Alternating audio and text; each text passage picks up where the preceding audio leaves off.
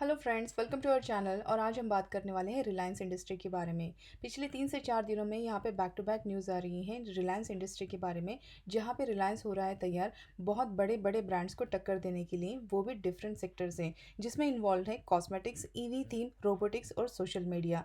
हम सारी news one by one go through करने वाले हैं। अगर आप हमारे चैनल पर फर्स्ट टाइम है तो चैनल को सब्सक्राइब करके बेल आइकन दबाना मत भूलिएगा। और इसी के साथ हम हमारे कम्युनिटी चैनल में यहाँ पे बहुत सारे अपडेट देते हैं, जहाँ पे न्यूज़ होती है, लेटेस्ट न्यूज़, और उसी के साथ जो क्वार्टरली रिजल्ट है वो भी अपडेट करते हैं, तो इसको देखना भी मत भूलिएगा। तो शुरू करते हैं वीडियो को। रिलायंस इंडस्ट्री जो है ये लार्ज कैप कंपनी है, जिसका मार्केट कैपिटल है 15,80,251 करोड़ का। लेटेस्ट क्लोजिंग हुई है इसकी 2,335 पे।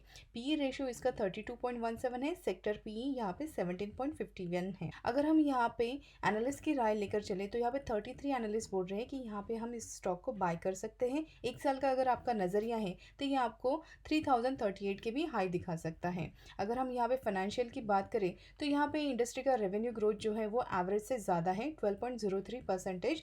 इसका जो मार्केट शेयर है इसने भी 26.7% से अच्छी खासी बढ़त दिखाई है, 36.02% की। इंडस्ट्री नेट इनकम भी यहाँ पे 10.56 है, जबकि एवरेज जो है वो होता है 11.63। फाइनेंशियल ईयर की बात करें तो देखिए यहाँ पे total revenue, EBITDA, net income और ईपीएस जो है वो 2018 से अगर हम कंपेयर करें तो अभी यहाँ पे बहुत ही अच्छी खासी इंप्रूवमेंट दिखाई देती है। हम यहाँ पे शेयर होल्डिंग पैटर्न देखें तो टोटल प्रोमोटर होल्डिंग है यहाँ पे 50.61, म्यूचुअल फंड 4.82%, डीआईआई 8.80%, एफआईआई 24.75% और रिटेल इन्वेस्टर हैं 11.02% के। पे बात करते हैं इसके लेटेस्ट जो क्वार्टरली रिजल्ट आए थे उसके बारे में। तो यहाँ पे उन्होंने बताया कि रिलायंस रिटेल ने 23.4% जो राइज है वो नेट प्रॉफिट में हुए हैं, और उसी के साथ रेवेन्यू जो है वो 53.4% से बढ़े हैं, जो कि यहाँ का उन्होंने बताया कि ये ऑल टाइम हाई रेवेन्यूज़ हुए हैं across all consumption basket. Consumer electronic apparel और फुटवेयर जो बिजनेस है यहाँ पे डबल डिजिट में यहाँ पे स्ट्रॉन्ग ग्रोथ दिखाई दी है, और इनके सेल्स भी बहुत अच्छे खासे हुए। यहाँ पे उन्होंने बताया कि Q3 में इनके जो रिटेल बिजनेस है यहाँ पे उन्होंने 837 स्टोर जो है वो ऐड किए हैं, और उसी के चलते उनका जो टोटल स्टोर काउंट है वो हो गया है 14,412 के साथ। उन्होंने 73 वेयर हाउसेज भी ओपन किए हैं। इनका जो मर्चेंट के साथ पार्टनरशिप है ये 4 टाइम्स बढ़ गया है लास्ट ईयर के कंपेरिजन में। डिजिटल कॉमर्स जो है ये भी डबल हो गया है पिछले ईयर से अगर हम कंपेयर करें तो। 25 जान की न्यूज़ की अगर बात करें तो यहाँ पे उन्होंने बताया कि रिलायंस अभी लॉन्च करने वाला है ओमनी चैनल ब्यूटी प्लेटफॉर्म, जो कि कम्पीट करेगा नायका और मिंत्रा जैसे दिग्गज ब्रांड के साथ। है कि इन्होंने ऑलरेडी एग्रीमेंट करके रखा है लीडिंग कॉस्मेटिक्स और ब्यूटी ब्रांड के साथ, और ये जो प्रोजेक्ट है इसको इंटरनली बोल रहे हैं प्रोजेक्ट एडोर। यहाँ पे उन्होंने बताया है कि जैसे इनकी रिलायंस मार्ट जैसे फिजिकल स्टोर है वैसे ही ये काम करने वाले हैं स्पेसिफिक जोन में मार्केटिंग आउट करने के लिए, जहाँ पे ये ब्यूटी वर्टिकल और इंटीग्रेट करेंगे मार्केट प्लेस, और इसी के साथ ऑफलाइन स्टोर्स भी बनाने वाले हैं। ये जो इनका नया ब्रांड है इसका नाम रहने वाला है टियारा, जहाँ पे रिलायंस के जो चेयरमैन मुकेश अंबानी की डॉटर है ईशा अंबानी, वो रहेंगी डायरेक्टर ऑफ रिलायंस रिटेल की जो है वो यहाँ पे क्लोजली इन्वॉल्व रहेंगी इस प्रोजेक्ट में। ये जो वेंचर है ये एक पार्ट रहने वाला है इनका जो सुपर ऐप है माई जियो का, उसके साथ। दूसरी जो न्यूज़ है वो है 26 जान की, जहाँ पे उन्होंने बताया कि Reliance industry double down on media business, और ये रेडी है अभी कम्पीट करने के लिए अमेजॉन, नेटफ्लिक्स और हॉटस्टार जैसे ओटीटी प्लेटफॉर्म के साथ। इन्होंने फंड रेज किया है ऑलमोस्ट 12,000 करोड़ का फ्रॉम फाइनेंशियल इन्वेस्टर, और यहाँ पे ये मीडिया बिजनेस जो है ये इनका ग्रो करने वाले हैं।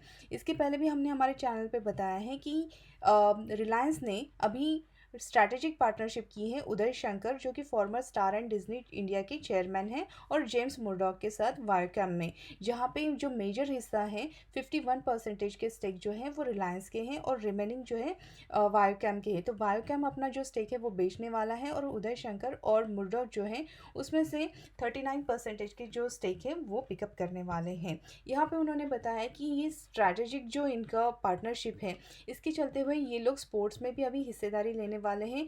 यहाँ पे ऑलरेडी उन्होंने अपना स्पोर्ट्स का जो पोर्टफोलियो है वो बिल्डअप किया है, जहाँ पे बास्केटबॉल, फुटबॉल और वर्ल्ड कप की ऑलरेडी यहाँ पे राइट्स इनके पास हैं। इसी के साथ ये लोग अभी कम्पीट करने वाले हैं जी और सोनी के साथ, जो कि अच्छा खासा डिजिटल बिजनेस है, और रिलायंस यहाँ पे अपना जो डिजिटल बिजनेस है ग्रो कर रहा है। थर्ड न्यूज़ की बात करते हैं, जहाँ पे 25 को न्यूज़ आई, why did Reliance pick up majority stake in robotic startup.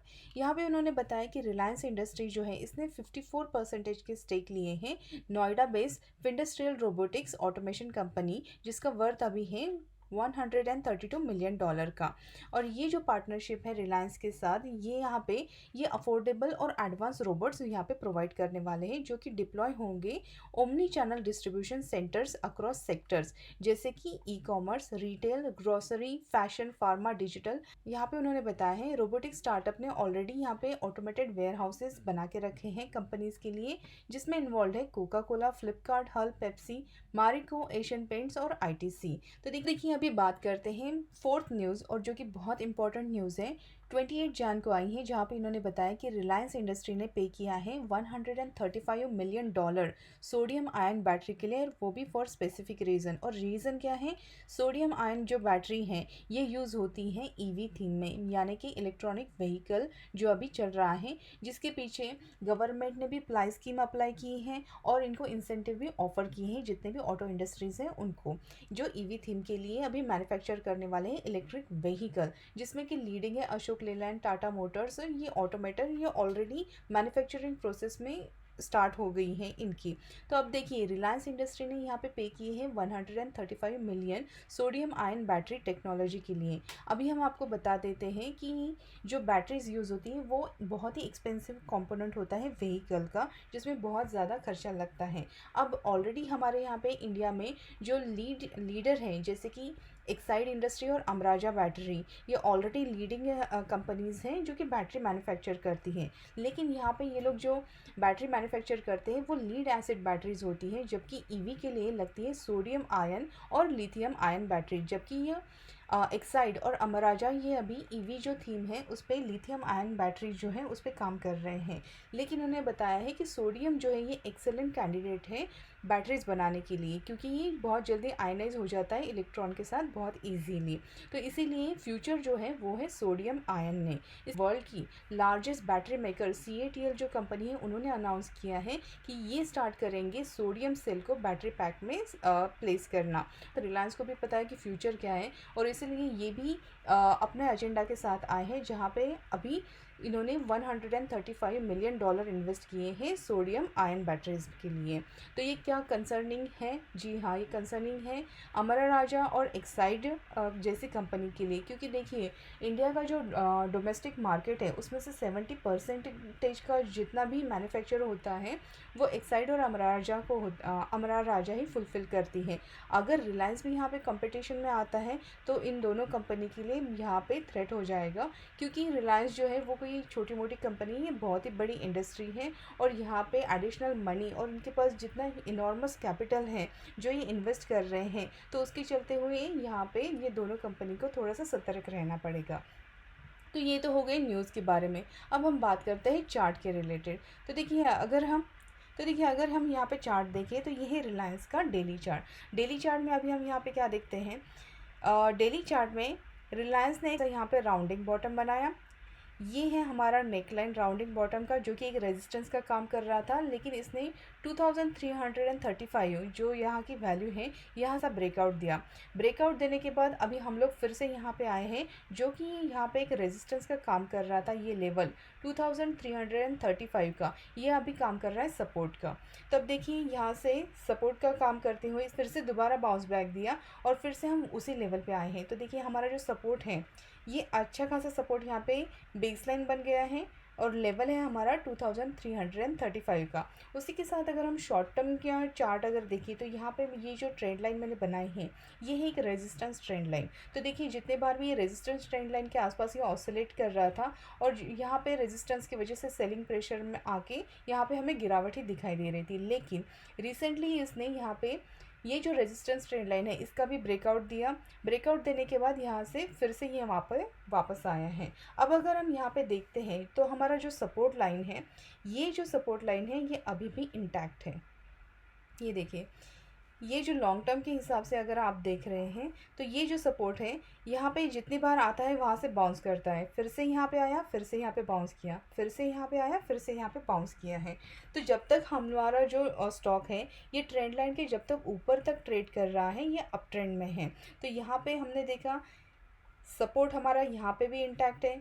इस तरीके से अगर आप देखें तो यहाँ पे भी ये सपोर्ट इंटैक्ट है। अगर ये साइड से अगर आप देखें तो रेजिस्टेंस का हमने यहाँ से ब्रेकआउट दिया और फिर से हमारा यहाँ पे सपोर्ट है। तो यहाँ पे अच्छा खासा यहाँ पे सपोर्ट बन रहा है और यहाँ से चांसेस ये हैं कि यहाँ से फिर से एक बाउंस बैक दे दे। लेकिन अगर यहाँ से ये टूटता है तो हमारा नीचे की तरफ अगर आप देखें तो नीचे की तरफ हमारा जो सपोर्ट रहेगा वो 2240 के आसपास रहेगा।